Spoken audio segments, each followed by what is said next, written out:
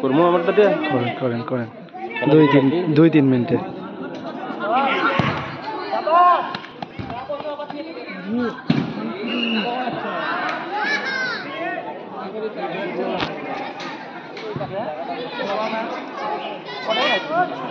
ওই জমিটা দিলে ওরা যেরকম ভালো।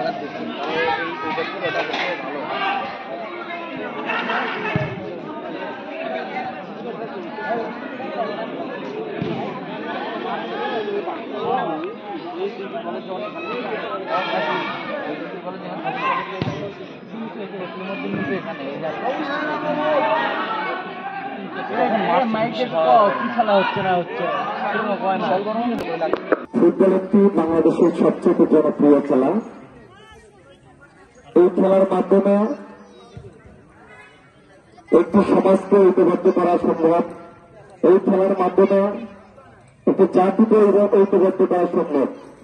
আমরা খেলোয়াড় এবং দর্শকদের কাছে আমাদের চাওয়া একটি মাদক মুক্ত, সন্ত্রাস মুক্ত, চাঁদাবাজ মুক্ত একটি দেশ। এই দেশ বিনির্মাণের জন্য আমাদের প্রাণপ্রিয় নেতা জনাব তারেক রহমান আমাদের এই গাবতলীর কৃতি সত্তা তিনি চেষ্টা করে যাচ্ছেন। তবে এই তরুণ সমাজের কাছে একটি আমাদের আবদার থাকবে, আগামী ফেব্রুয়ারি মাসে বাংলাদেশের জাতীয় সংসদ নির্বাচন অনুষ্ঠিত হবে। সেই সংসদ নির্বাচনে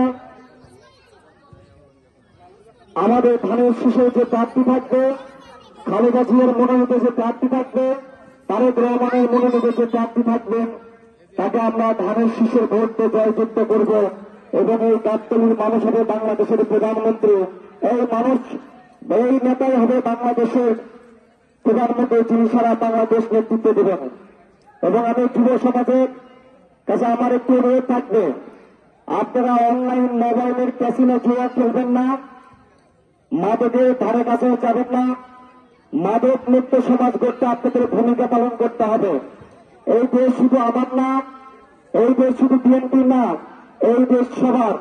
অর্থাৎ এই যুব সমাজ ফ্যাসিস্ট আওয়ামী লীগ সরকারকে জুলাই আগস্টে আন্দোলনের মাধ্যমে স্বৈরাচার ফ্যাসিস্ট হাসিনা সরকার সহ তাদের দেশকে এই দেশ থেকে বিতাড়িত করেছে।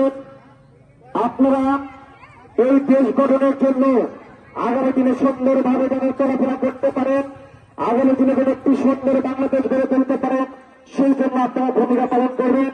সবাইকে ধন্যবাদ জানাচ্ছি। খেলার জয় পরাজয় থাকবে, খেলার জয় পরাজয় মেনে নিয়ে আপনার খেলায় অংশগ্রহণ করতে হবে। জয় এবং পরাজয়ের মুখ্য বিষয় না, খেলার অংশগ্রহণ করাটাই হচ্ছে মুখ্য বিষয়। তো আমরা একই গ্রামের মানুষ, আমিও এই গ্রামেরই সন্তান। অনেকজন হয়তো আমাকে চিনেন, আবার অনেকে আমাকে চিনেন না।